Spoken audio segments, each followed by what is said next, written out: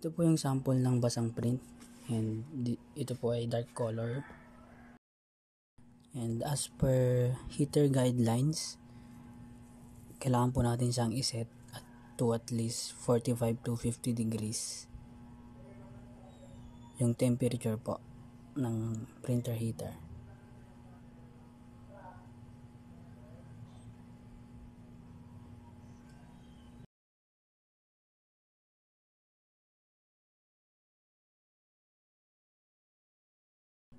Lahat po ng printer is may nakadikit na po na printer heater guidelines. Ito po sa 2 heads, smart 2 heads po.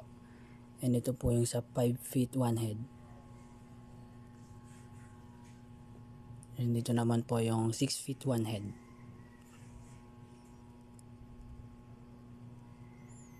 And 4 heads po.